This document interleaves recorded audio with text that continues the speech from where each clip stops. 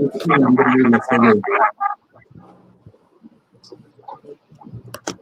Srikuti, you can start, Srikuti.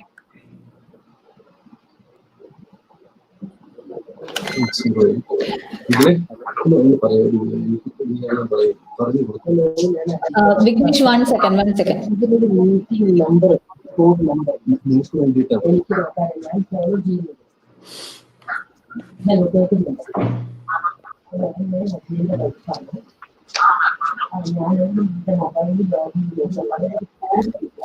Hello, good morning everyone.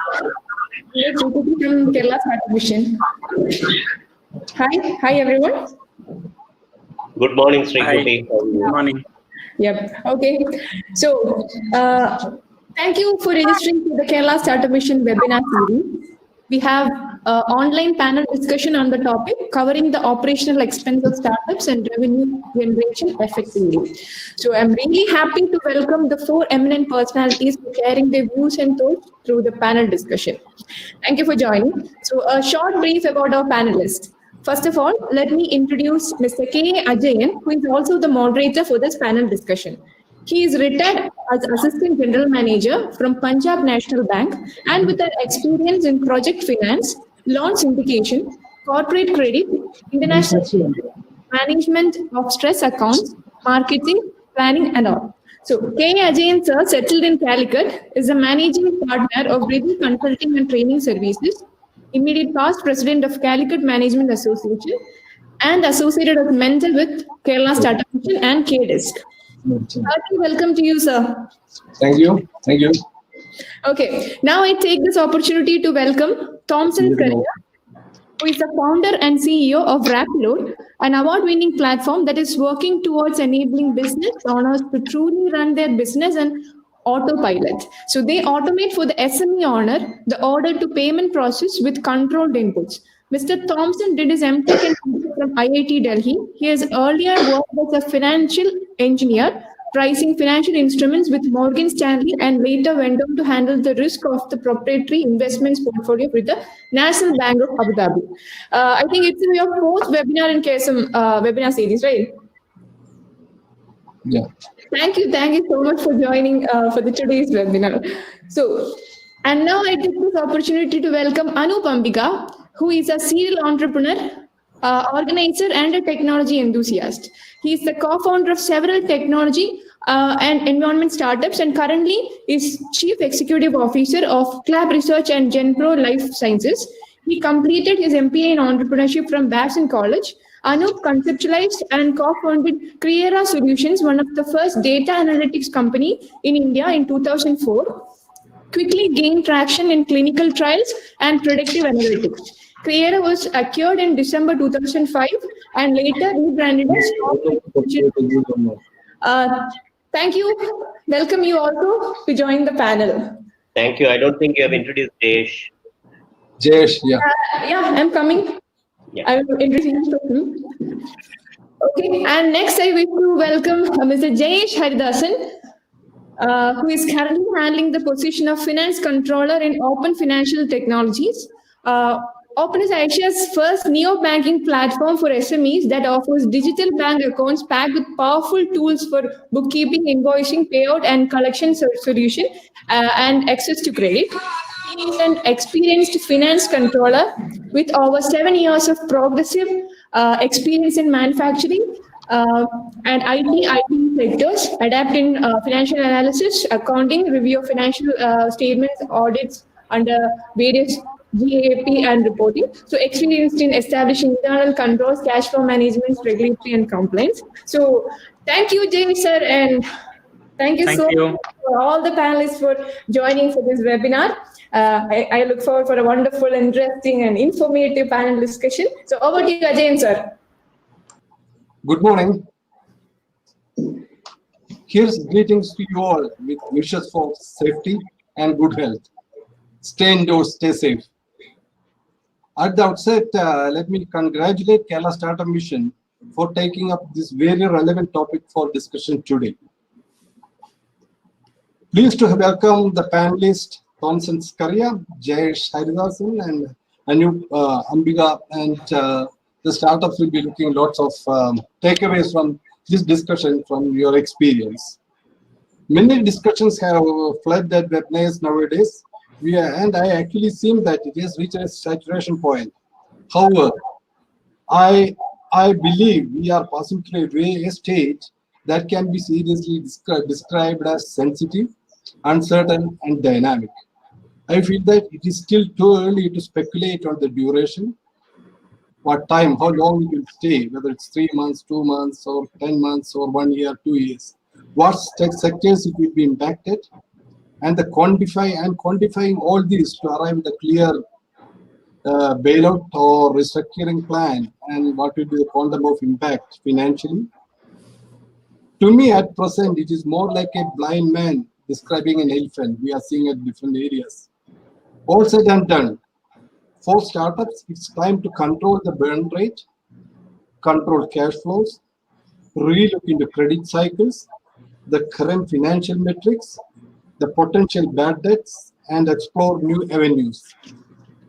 It is easy to say that you have to be resilient, dynamic, have out-of-box thinking, and look for new opportunities. But all will narrow down to your capability in managing your cash flows now, and to survive and to keep the light burning. To survive into what one may call as new normal, or some describes as next normal. We all know that startups have the ability to pivot their business when hit by extreme circumstances. Amidst uncertainty, planning assumes greater importance, accompanied by flexibility. Your enterprise is your child, your own good child. You need to nurture it like a mother would do to her child through uncertainty and multiple unforeseen circumstances. So let's get started. And looking for a discussion on these various aspects, how to scale up, how to keep the light burning, how to survive. Before we start, and let me understand, before we start deep into this topic, let me have a view that since we are almost crossed 40 days into lockdown, as a startup, can you narrate your overall problems that you're facing now? And is any assessment on your part or for how long the situation is likely to remain and persist? Mr. Thomson, can an overall idea on this? Yeah, hi. Without taking any more time from our valuable participants, let's cut to the chase. What I would say is, more than anything else, first of all, we want to make sure this is very valuable to you as the time we all spend together. The feedback we'll give is, from my perspective, is usually from a SaaS company or a software as a service or product-based company. It'll be different for hardware, different for IoT and others. So from my perspective, if I have to say, it's very simple. Right now, if you have not started or if you have not started getting revenues, see if you should, go that path or not. If you are getting revenues, see how you can conserve and how you can do your collections better. And if you are thinking, is this the best time to move forward, or should you innovate or not? I would suggest stay where you are or move a couple of steps back and be very clear of what is the way ahead, because nobody knows clearly what's going to happen. It's like a massive storm happening and you do not know how many times a lightning is going to strike, or will there be any lightning at all or not. So very clearly, to expect what should we expect is not an answer any of us can give. But from my perspective, I would say, if you have not started, think twice before starting. If you are running, if you've got revenues coming in, the path you have to take is different. And if you don't have revenues but you have started out, you should consider, is it best to move forward or to shut down? I am Mr. Anoop. Kickstart. Anything to add on to that, or shall we go to the? Yeah, I completely agree with Thomson here. Actually, there are a couple of things that startups need to think about, right? I mean, there is obviously the investors, whether the investment has come from your own pocket, which will be a bootstrapping mode, or it has come from a third party. So you have your investors, you have your employees, you have your clients, and then you have your product, right? These are the four for things that any product or services, let's just put it that way.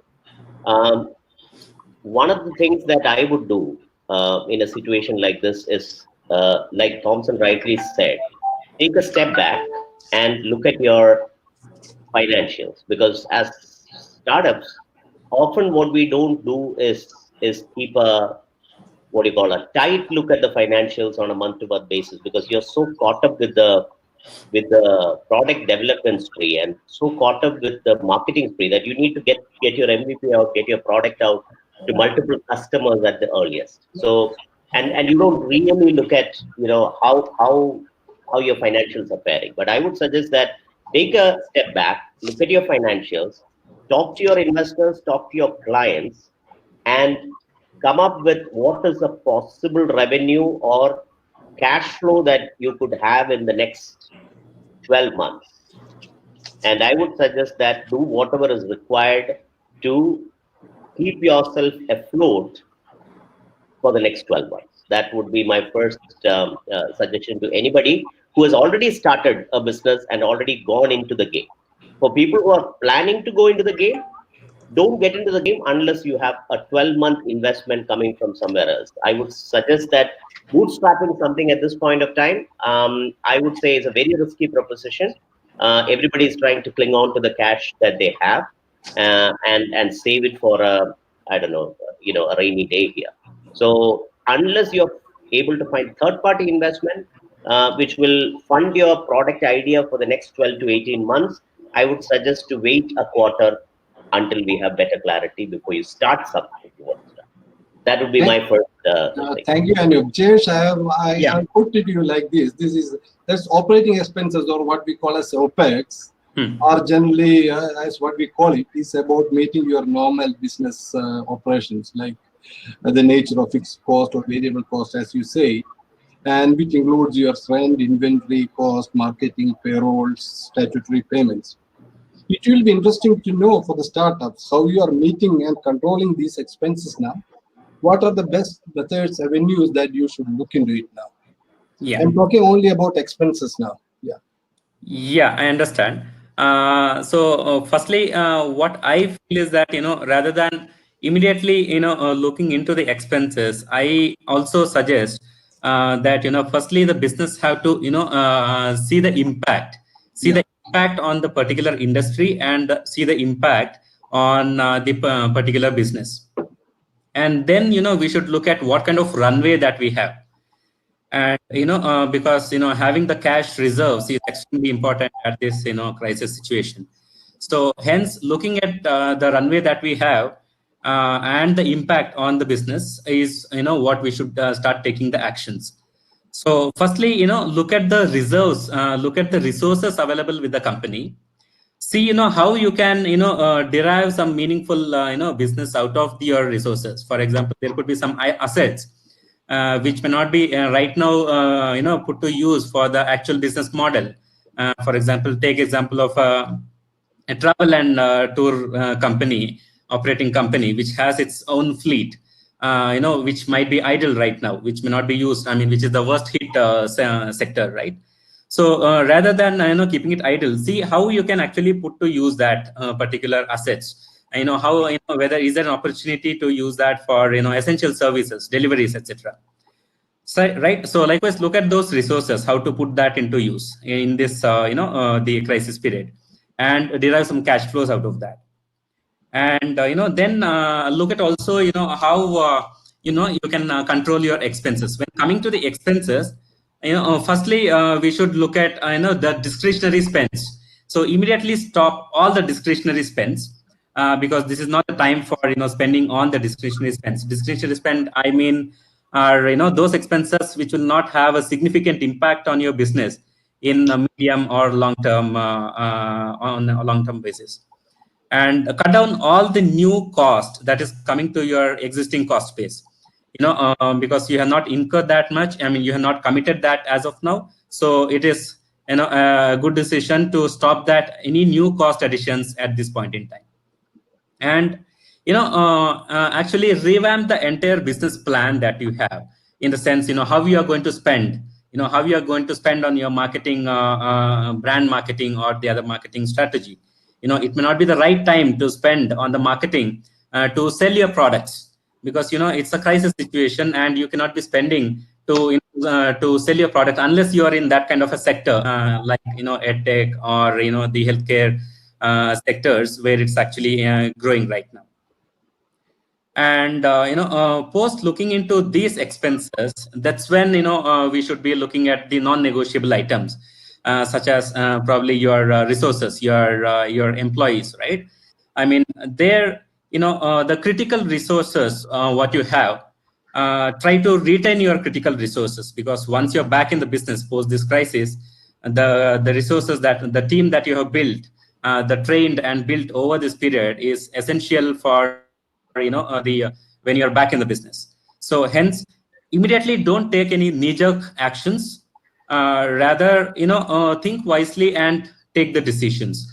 Probably you have to communicate with your employees and probably agree on some other alternatives to retain them, rather than immediately looking at slashing the headcount or something like that. The options could be on the pay cuts on a temporary basis, or it could be offering ESOPs to the employees. So all these things could even benefit them in the long term, the employees. So only look at these options, and only then, if required, go for the tough calls that would be required. Oh, thank you, Jayesh. Thank you, Jayesh. See, Mr. Thomson, can see on the same lines from your company, can you just prioritize or list down 3 important aspects that you did to address to conserve the stable cash flows? And can you tell me, and what was the impact? What's the result out of that? How it is progressing? All right. So the first thing I would say is I look back at what I did, and the simple formula for us to easily remember what I did, I said earlier also, was what should you stop doing, what should you start doing, and what should you keep doing.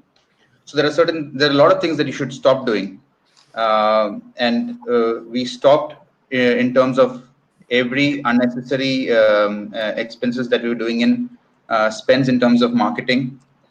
But at the same time, we've also started a lot of different expenses in marketing, which is frugal and cost effective. So even as I stopped something, I also started something in the same side, which was almost zero cost, except for the time that we need to spend more on it. The second thing that I looked into was in terms of innovations. We stopped working on any new features. I'm not saying innovation shouldn't be done at all. Depending on in which area you are, you can sit and think about it and maybe do. But in our case, personally, we stopped putting our developers on any form of new features or new things that had to be coming out, or what clients would have paid also, that we had a roadmap on. So we reworked the roadmap. But at the same time, there were certain things that were not working fine in terms of the innovations we were doing while the clients were using it. So we went back and started fixing those, which was not up to the par, or personally we didn't like, but we didn't want to, finally make something really grand and then roll it out. So we rolled out products that were serving the purpose, but not to the best of the satisfaction of our clients. So we've worked on fixing that. So if you ask about innovations, we've worked only on what has been consumed. We stopped working on what is potentially required. Then we also focused all our efforts into value delivery. Wherever we said we were supposed to deliver and we were lagging behind, we went ahead and started speeding it up, and we started working on it. In terms of sales, we've pushed to have more and more demos, because we've got more face time with each of these clients. Our clients are spread across India. Some of them are from US, some from Europe. With all of them, we are able to spend more time, and especially the ones in India who always used to ask us. Like, I used to plan every 45 days, I used to plan a trip to Delhi or Bombay, to the NCR regions, which is completely out now. I mean, they also understand, they don't demand that we go there. So like these kind of changes have been beneficial for us. That's something that we are doing. So stop, what you should stop doing, what you should start doing, and what you should keep doing. Yeah, good. Thank you, Mr. Anoop. What's your experience on? I don't know how is your cash flows now, and what's your experience on spending on the research and development technology, and all these things are which are very crucial for a startup and to remain agile. What's your experience on this? Have you started curtailing it, or were you able to sustain it? And what's your take to give to the startups? Yeah, so for us, it is a catch-22 situation because we are a company which build a product which kind of leans on innovation. So we are trying to get things that has not been attempted or done before, um, and that is our value proposition for the client. So if we just stop doing that research, then our advantage might just go away. So we are in a situation where we are left with no other option but to continue the research that we are doing in some of these areas, like natural language processing or machine learning and things like that. Now, one of the things that we have, and this is a point that I would like to cling on to, that Thomson just mentioned, and Jayesh also mentioned. There are two things actually I would say. One is the unused resources that you have, right? I mean, this situation is going to leave you with, unused resources, not in terms of fleet. I'm talking about resources in terms of manpower, right? You're going to have some unused resources in terms of the manpower because of the slowdown that has incurred upon you. Every startup should think about how do you make use of those people to do something that would add value to the product in the near term. And that is as long as you are retaining those employees, right? So it's very easy for a month or two to pass without making use of those resources. And that's a danger that everybody might incur. So you need to be prepared about, look at your resource utilization within the company for the next, 2 weeks. Figure out, is there any time that is not well spent by the resources at that time, and come up with a plan that might add a feature or two onto your resources. So don't forget about the resources, make use of the resources. And the second thing that I wanted to talk about that Thomson said is that there is a lot of FaceTime that is available with the clients. The only thing is that FaceTime is on a Zoom or a WebEx or something like that. So it might be a good time to get into a freemium model for 6 months or so, wherein you try to acquire as many clients as possible and get them onto your platform. And also use that FaceTime, and people are willing to learn new things, engage in new things. Mm-hmm. So you can always go back and tell them that, hey, you have time, I have time, maybe we could work together on some of the very specific nuances of the product that you might want, in the next 6 months. And let's work together towards that. So keep on engaging with your leads, keep on engaging with your clients, and use the unused assets or the unused resources in order to add value to these people. And all this have to be done for free, because you cannot go and ask for money at this point of time for new features. Of course, for an existing product with features, you can always go back and ask for money. So the startup companies should also come up with some sort of a freemium model or a scale down pricing plan. You could call it the COVID pricing plan, so that people will be able to engage with you and maybe run it through the next 2 quarters when things will become more clear.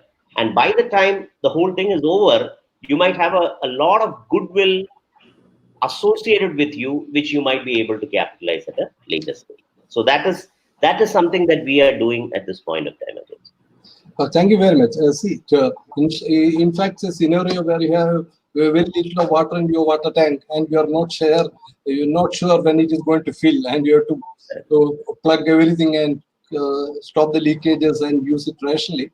And also it also depends upon how long you'll have to withstand this, because if you have a kilo of rice for 2 days, I can manage with hunger. And if it is 2 kilos and my expectation is 2 months, my strategy has to be totally different. Good, you did the right thing. And I think there's a lot of takeaways for the startups from these points. Now, let me look into the revenue generating aspects. See, what are your important revenue generating avenues now? And whether it has taken a hit or whether it has slightly changed or something has come up better. Okay, who can take this? I'll take this up.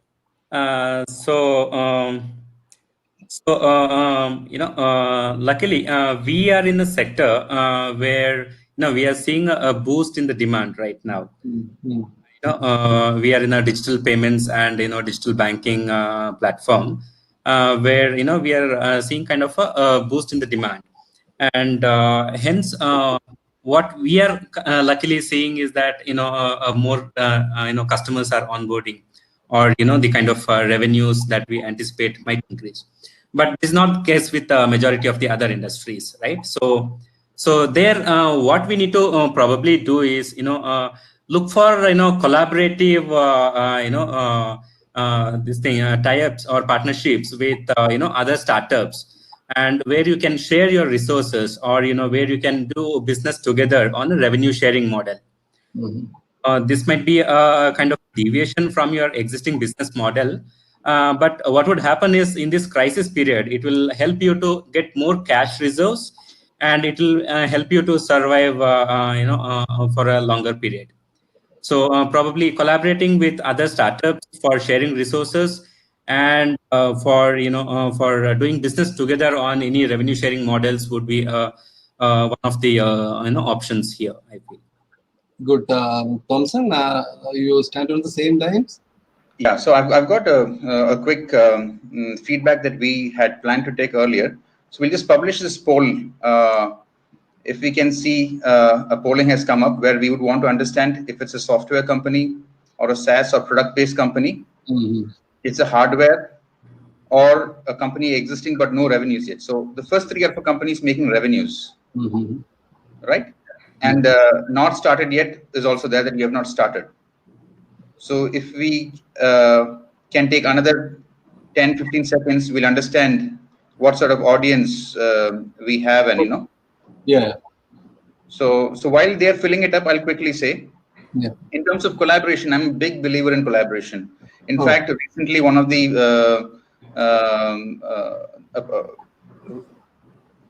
a program that we were engaged with the Reliance Geogen Next, we found 4 or 5 different companies with whom we can collaborate and move forward.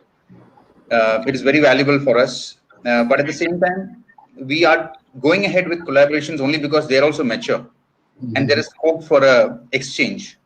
Like, we can bring something to the table and they can bring. A collaboration will surely fail if only someone is bringing from one side. So be very clear from day one or day zero in the collaboration. What do I plan to achieve? Do I want free signups? Do I want potentially paying customers, or do I want just that one more feature added to mine as part of collaboration? So collaboration is it's a double-edged sword, and I've faced this personally before this collaborating currently with a couple of very good companies. Also, I think we must be done with the polling, so I can just end the poll and we can see how our audience is.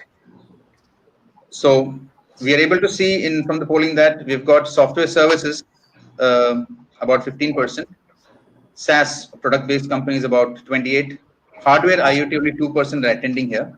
So and about, we'll say, how much is it? 52% are not creating revenue, out of which 31% is yet to start. So I think, just to summarize quickly, the advice we had was, for those who are yet to start, if you've got alternate revenues, please stick onto it.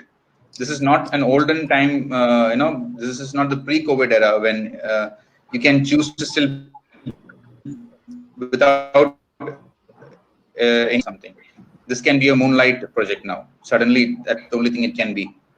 Companies existing but no revenues, the most important question you should ask, I personally think, is, do I want to shut down, or do we want to go in a dormant mode? You can be a polar bear, hibernate through this entire thing, conserve your energy, build your forces, see what's happening. The most important thing is not to react immediately, but to gather all the information and be very clear to assess. If you've seen any of these companies who have succeeded very well, most of them are during tough times, but it's only because they currently had, like what Anoop said, they innovated on, they continued innovating, like Edison's companies and all of the same nature. So this is a good insight for all of us in terms of the companies we're dealing with. And I think we can completely address also the hardware part. Hardware guys, there are a lot of these simulators you can use, where you can, if it's a chipboard simulators are there. You can use MATLAB or different solutions and tools where you can actually work on. So move forward completely. In terms of hardware, we do all our product testing on the device farms that's there on AWS servers, etc. So there are a lot of alternate ways you can still move ahead with hardware if you're revenue generating still, to do a lot of work and see what you shouldn't do, what you should do. So that is in just to also add on to what Jayesh had said. This is my point of view. Mr. Anoop, you have to supplement from your side, considering your type of business and your structure of customers. Yes. So I have both. I am a party to both crimes, I would say. I have a services company and I also have a product company. As far as services companies are concerned, this is again my personal opinion. It's not a researched opinion, but this is just a hunch that I have. But I thought I should share it irrespective. Is that there is a lot of apprehension about doing business with China in a post-COVID era. And that is a huge opportunity for Eastern Europe and India, is what I feel. And as far as services are concerned, or software services are concerned, China was turning out to be one competitor for us, especially in the new generation technologies and stuff like that. So I think in a services industry, we will see increased pressures for automation and cost cutting on the multinational companies. It'll take some time. It'll take next 2 quarters before this whole thing will clear out. But I believe that there could be an increased opportunity for India when it comes to software services, because this is not going to go anywhere. But one of the things that the COVID times has also reminded us is to go back and look at what is absolutely important for the human race, right? And at least from the introspections that I have had, I think that food, health, and entertainment are the 3 things that are going to thrive. You could, entertainment being dynamic and food and health being static, because you need to have food and health, must have food and health. Entertainment, you can range from any extent to any extent. You can choose not to travel. You can choose not to go to a mall. You can choose not to go to a cinema theater, right? That is what we are doing right now. We are sitting at home and watching Netflix, or sitting at home and playing PUBG, right? So the scale of entertainment will grow as the spending grows, but I think food and health is there to remain. And anything that will supplement these 2 industries and entertainment is going to be going to stay for a longer time. So I think every software services and product company should look back at their potential clients and see how much of my revenue is coming from these sectors, right? When I say food, it can also be FMCG. Like, people like Kerala will have a lot more than just food, right? So basically, if you could pivot your services and your products a little bit in alignment with the absolute necessities of the human race, then I think we'll have a better opportunity. The last, IoT, I'm not an expert at all. I haven't touched hardware my entire life. I wouldn't even comment. The last 2 things, I absolutely go with what Thomson had said, right? We have not started. if you can start now, but you should have a very healthy investor who is willing to put money in your bank, which is going to take you through the next 12 to 18 months. Please go ahead. It's the best time to get the best resources for the most cost-effective rates. That is the advantage of a slowdown, right? You will get good people, absolutely brilliant freshers coming out of colleges who will work there, they will work day and night to get your product out in this scenario. The second thing is companies which are existing without a revenue, unless you have an absolute traction with a very good client, I would suggest that it's a time to go into a dormancy, because that way you will at least protect your IP. And when things are all right, you can come back and pursue your dream. Okay, Anoop, I'll just come back onto that.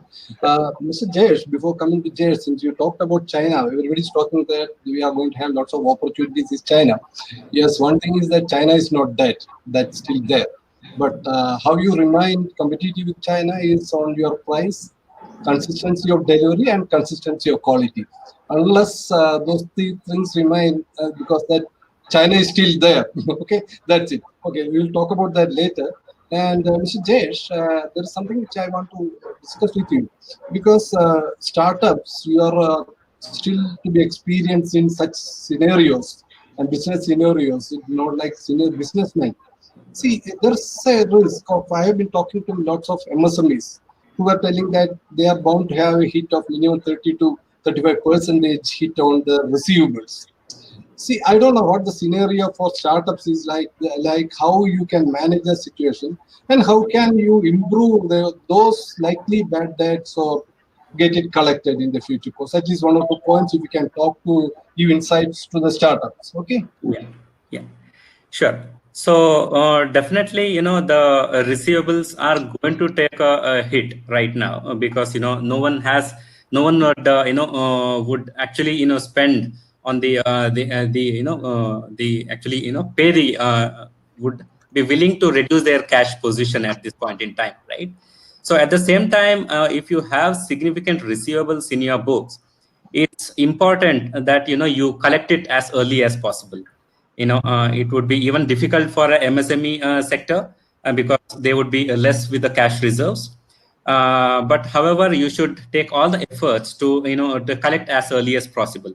So it could be like, even if you have to offer a discount for any immediate payouts from your customers, probably you may go ahead and do that, because though it might take a hit on your profits, you get your cash immediately, because at this point in time, definitely cash is on top of your profits, absolute profits right now, because that cash will help you to survive for another day, and to survive for another day during this crisis situation. So, on the receivables, closely monitor. If you have to offer any discounts, do that, and try to collect as early as possible would be my take on this. Yeah, there's being a charter accountant, since you talk to me about this discount, to give some discount. See, is there any trade-off on which you can calculate the discount, the rate of discount? What can be the criteria? Because to have an understanding on how you can see, will it depend upon the debt size or the period of you are anticipating for the recovery, or what can be the criteria on which you can offer discount? Since you have said discount, everybody may go on saying discount 10%, 15% or something, but there should be some kind of criteria on how much. So how much? Yeah. So what I feel is that so it's unique for each business. So there can be a set formula for offering a discount, right? Say you can offer X percentage of discount. It's not like that. So it is unique for each business. So you have to understand the metrics, unit economics of your business. You should not be losing on each order. This is the time for that. It should not be like you make a sale and you lose cash out of that order. So it's not a time for that. So definitely be mindful of that fact. And then see, you may be at a contribution level, you cannot be making loss at any order. I mean, that's the game, right? And at the same time, you'll see what is the credit period that you have actually offered to the customer, or what is the expected period within which the customer is expected to pay you without this on a normal circumstance at this crisis period. Okay, then keep these things in mind and then offer a discount. You should not be losing money on this order. At the same time, you should try to collect it as early as possible. Yes, thank you. Is it more like... It's a unique for each business. Be mindful of this and then offer the discounts and then try to... Yeah, will it be more like reducing the loss as far as possible? Okay. Yes. This can be, yeah. Thank you very much. At this point in time, having cash in hand is definitely much more important than you're looking at your profit margins. Thank you, Jayesh. Now, Mr. Thomson, I would like to, because you have been working in credit risk, and what's the status of any credit risk or credit rating for startups? Is there any mechanism like that? And if it is there, what will happen to? Because it's a simple question. I'll come to the next, but I just want to know about it for all the startups to know. All right. So I think first of all, a credit worthy startup is only someone who has got cash flows. If he doesn't have cash flows, he's not credit worthy. Zero credit worthy. No cash flows means not credit worthy. Now, if he has got cash flows, he is only worthy as much as risk that the chances of them paying him out. Okay. But in either ways, no bank is going to fund the startup without any collateral. As such, banks are reducing all their lines to people who have even placed collaterals with them. Therefore, a startup cannot expect from a bank or any other source of funding.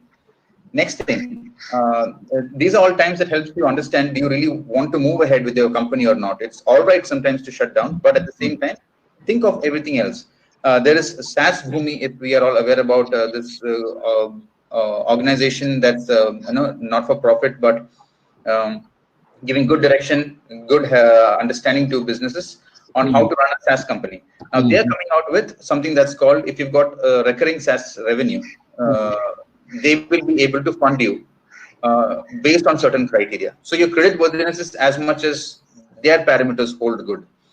And to add on what Anoop had said earlier regarding if an investor is going to fund you, unless I would like to borrow this idea from one of our other founders who had his company bought over by another big company. He had said, he asked the question, do you want to be baptized? So what he meant was that if you have successfully sold a company before, like in our scenario here, I think Anoop is baptized because he sold his company before, and investors will be comfortable knowing that he has seen a journey and he can take it ahead. Only then, based on an idea on a paper, will someone invest. So unless you are baptized, no one is going to invest in you without a working idea.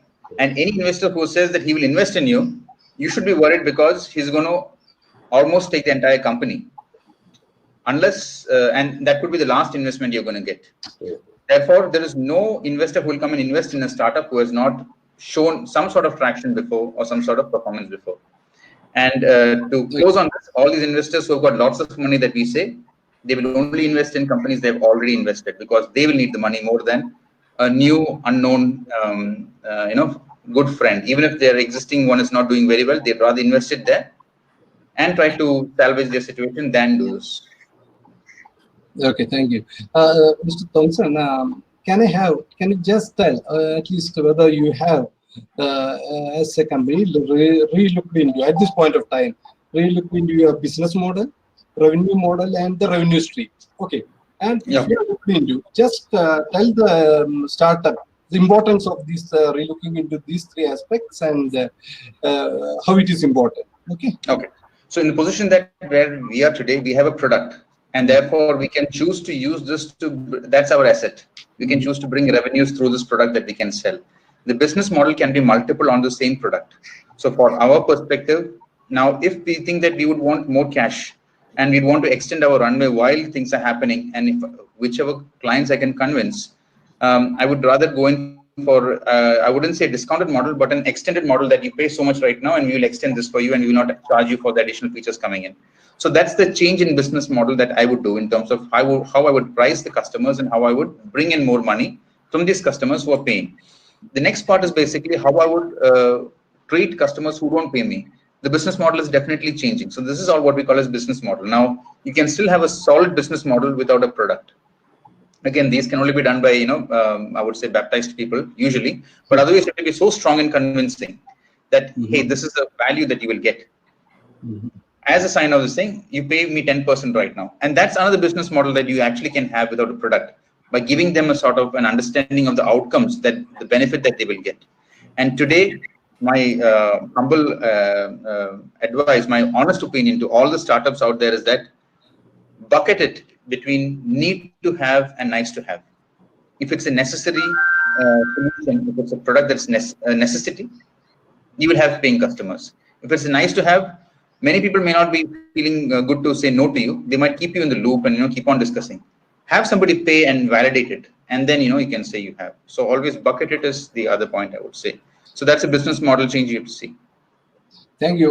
Jayesh, anything to supplement to this as a chartered accountant on this basis, or as a consultant, a free consultation for the startups now?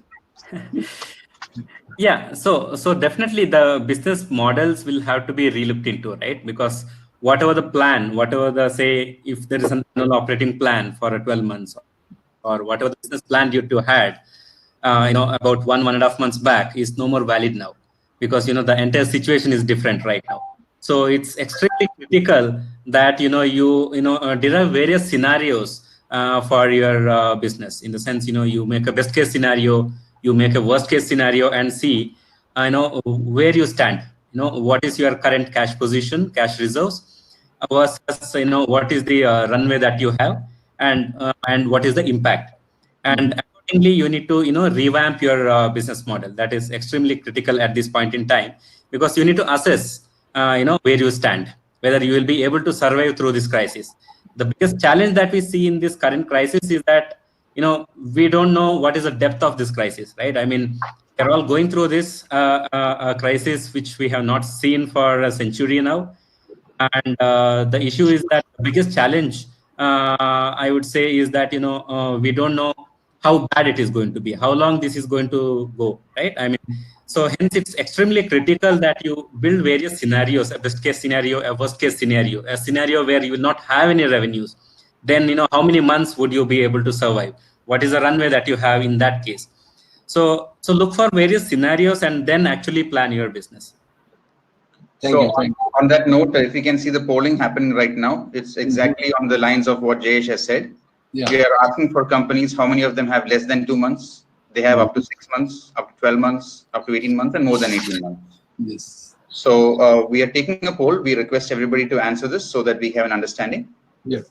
And I think we'll close this in the next 10 seconds. Okay, now, Mr. Anoop, it's a question to you, and because basically it is a question to all the startups, because your answer will address the other issue if they have thought about it. Devatra, you have looked into how your product is going to perform post-COVID days, and how it is customers are going to accept it, and whether it is going to be the same product that is going to be in the market, and how you should look at it. I didn't get that question. Can you repeat one more time? Basically, you have your own product, is the product. Correct. Your product. You see, post-COVID days, what will be whether that product will be acceptable, whether it will be any changes you are anticipating, and what's the time that you should try to have a look into it. Correct. Yes. So basically, this is exactly what is happening with us right now. And the product that we have is something that looks at a large amount of documents and help user to comprehend those documents and create a summary quickly. That is the product that we have in one word. So what has come to demand in the last few days is a large number of pharmaceutical companies are trying to work on COVID-19. And publications are getting out from all parts of the world at the rate of 1,000 per day. And it is extremely difficult for people to keep track of all the things that is happening across the world. So we are, over the last few days or few weeks, we have been working very closely with a large pharma company, trying to put together the use case that is very specific for what we call as the structured literature search for pharma. So how did this come along? This came along as a request, because we have been talking to these people. We realized that there is a certain way in which the researchers go about it.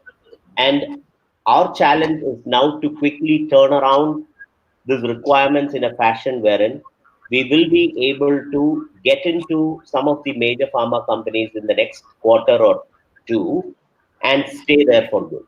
And if we can do that, then we have our survival crafted out, right? So I'm sure such things exist for each of the startups which are out there. The only thing is that you need to keep your eye out for something that is very special. So the digital engagement has increased drastically and forcefully. All of a sudden, KTU is conducting meetings over Zoom, right? All of a sudden, courts are conducting meeting over Zoom. They are doing hearings over Zoom. So it's a forceful digital disruption that is happening, and I'm pretty certain that almost all the companies who have got a business case or the proper technology will be able to find a space in this forced digital disruption. And if you can use your resources, you know, in such a way that you will be able to quickly metamorphosize yourself to cater to those requirements, I think you have a real fix. Okay, that means you should have the capability to sense, you should be in regular contact, and you should have the capability to redesign and make it to possible. mutate in such a way that it'll form part of this game. Yeah, Mr. Thomson, you subscribe to what Anoop has said, or you have to supplement something to startups? No, I absolutely agree on this. But again, it's a case-to-case basis. What works for me will not work for someone else, even though we have every other parameter same. Because it's a lot on the founder's conviction of how it can be taken forward or seen, including the investors. Can I just I have a hard stop at 12 because I need to get into another meeting. Please. Okay. So if I may take leave, please. Sure. All right. Yeah, Sure. thank you, sir. Can you Vignesh take, here. okay, yeah. Right, Thank right. you very much. Thank you. Yeah, thank you, Anoopji. Thank you for your time. So, Ajayan sir, we have some questions in the chat. Yeah, And also, we will come to questions. Before that, just I want to raise two points to Mr. Jayesh and briefly. please. See, please. at this point of the time, what do you feel about this possible mergers and acquisition as a channel, either to improve or to better your cash flows or to remain in the market? Yeah. Yeah. Yeah, sure. So again, the M&A options, you need to again look at based on, your actual scenario, right? I mean, look at, what kind of runway you have, whether you'll be able to sustain through this crisis or not. Okay, because at this point in time, again, the valuation would, take a hit if you are in an industry or a sector which is badly at this point in time, right? So looking at your cash reserves, looking at what is your runway, and the valuation that you get at this point in time based on the impact on your industry, on your business. That's how we need to see whether we should whether the M&A is actually an opportunity or whether it is going to be whether it's beneficial for the company as a whole or not.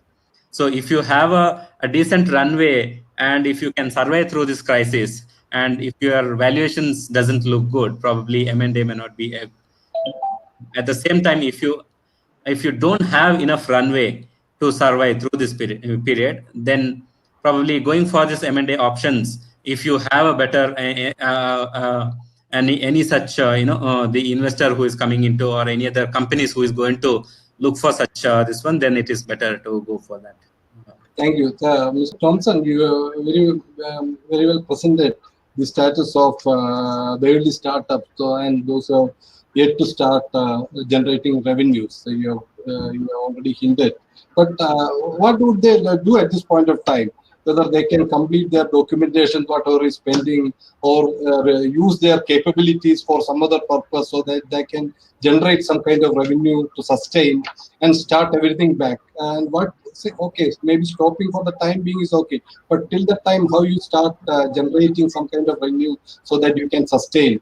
whether you can do it on based on your own capabilities or your strength on some areas, maybe marketing or your digital capabilities. All right. So I think I'll answer that question in two parts very quickly. So first thing is that if you immediately can bucket yourself if you have revenues or if you don't have revenues. So if you don't have revenues, you should see if you have pipeline or not. Any potential customers, if you're in the B2B or B2C, or B2C are very particular, they will not pay. And I was looking at one of the questions again by one of our audience, where they were saying the parameters for measuring startups are different in terms of 10x of their customer acquisition and all that. So all those are relevant only in a regular market, in an expanding market or in an up market time. We're in a contracting market today. None of those matter anymore.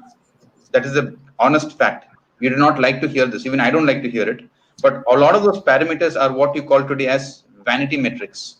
There are useless numbers that make no sense in terms of cash in the hand. Like Jayesh said, cash is king. Cash is the only thing that matters today. If a business has got potential of making money, then yes, nobody is going to come and invest for the idea or the kind of great good it can do. Even an NGO, they will not invest unless they see the kind of returns in terms of reputation, value, etc., or for them being a part of it. So, so my point is this: pivoting is only when you think pivoting can transform the customer base or the user base into a paying set of people. Then you pivot, or there is a sudden market. Now, one of the important things that people used to doing today pivoting is Zomato is pivoted into a grocery delivery company. It's because they've got assets like what Jayesh said, they want to utilize it in a different way. Yes, it doesn't get utilized because restaurants are not running. But on the other hand, a new company starting suddenly a grocery delivery or a pharmacy delivery is going to be in a loss because it is not profitable under any circumstance. The way that these are happening to be able to make revenues or profitable, the unit economics does not make sense. Now, unit economics is something that was not looked at for a very long time, and suddenly in the recent 6 months, businesses have started looking at what is a unit economics. So, rightly said, the parameters of investors used to look before were different. Even today, SoftBank is not honoring the part of the money that they said they'll pump in into WeWorks. So, if someone like SoftBank is doing that, we who are startups should very clearly understand that it is not going to happen. An investor come and invest because you're pivoting or because you're changing or any discussions you're happening. They're just keeping it warm. Okay, thank you, Thomson. And Vignesh, before we conclude, I think we can take a couple of questions. I can't see the questions. Yes, sir. Yes, sir. Thank you. Yeah, we have usual which we have not discussed, so that we can go through it fast. Okay, right. Yes, sir. Thank you, sir. Thank you for the time. So we have five more people for asking the question. So first we are accepting Nisari. Hello, Nisari. You are unmute now. You can ask your question, please. Now go to the next person. He is not available. Nisari is not here. Yeah, go to the next. Yeah.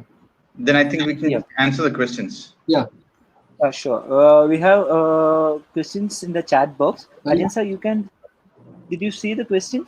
No, I didn't see. Okay, I'm seeing one. I'll quickly. Amit is saying, sir, startups are not reached break-even point, so giving discount is not making investor confidence low. Yes, investor confidence is now out of the question. There is no investor who's going to come. I mean, we have to be very clear about it. No investor is going to come unless you have been talking with them.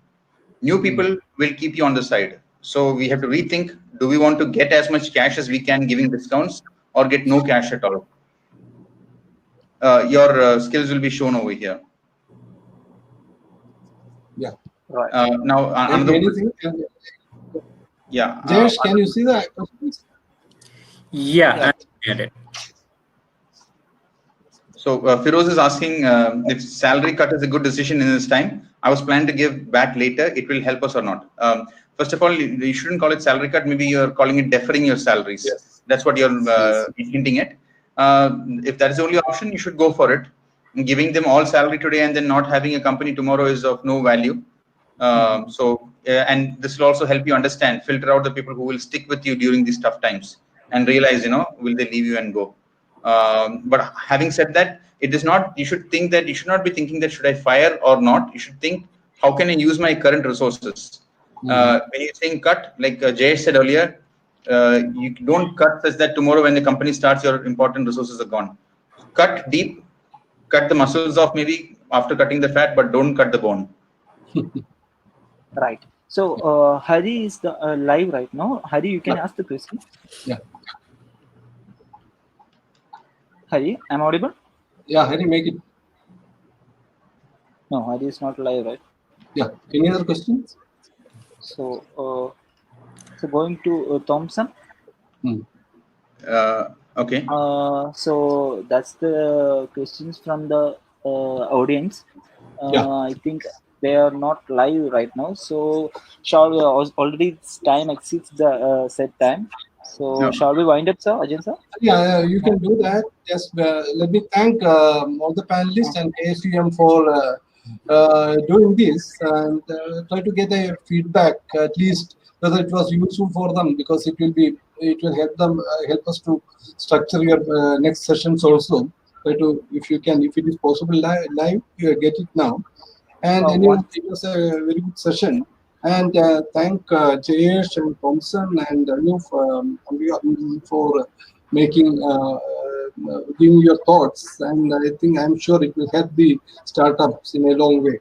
See, only one thing before I conclude, can you precisely tell the startup, in your words, very briefly, your message to them now, in short, Thomson? Sure, definitely.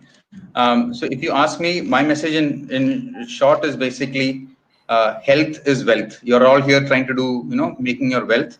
So emotionally, don't get upset. I have to shut down my company if I have to shut down. Emotionally, don't be worried or, be out of this thing. A lot of people will consider, very extreme options, which you should not even think about, because you can always start it very well tomorrow.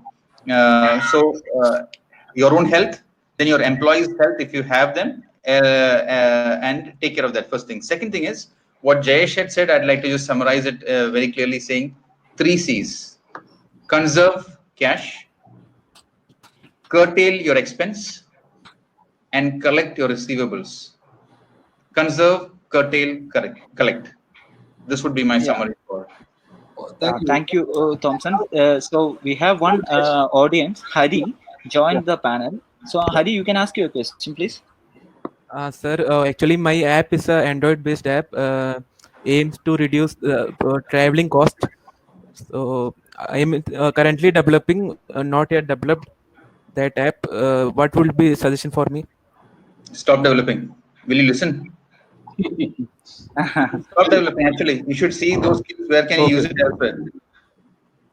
Okay. You saw how Anoop left, right, the meeting. He had an important thing to attend at 12:01. He did a hard stop. Yes. That's a hard stop. And you think what else we can do? There are so many things. Actually, I am a college student. So what? Then if you think you can continue, then you should. Okay. If there is no burn. Thank you. All right. Okay.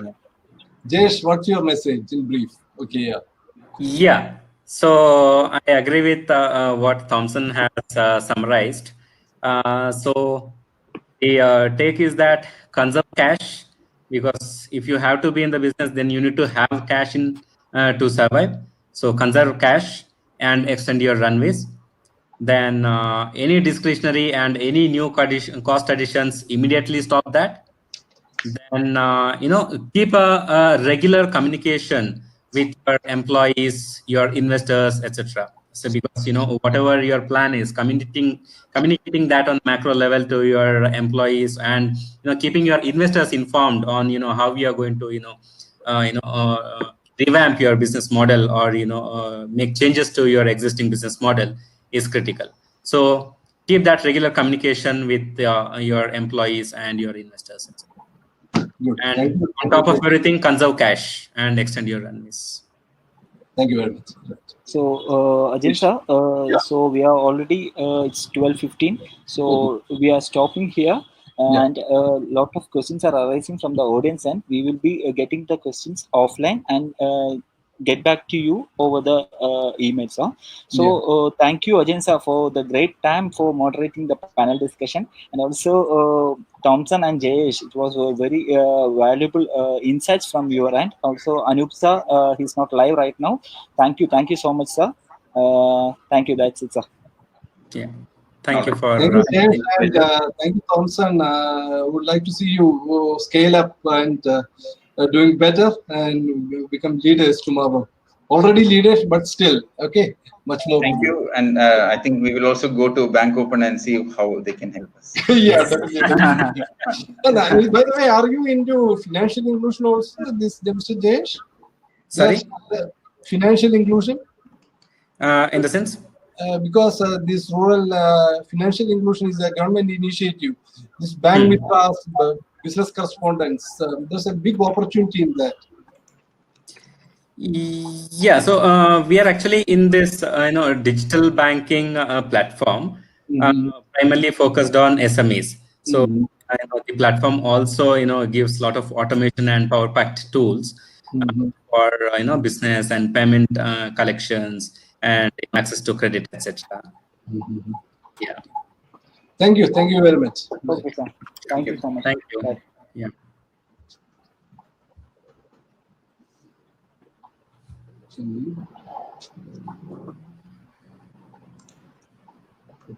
Expression, right.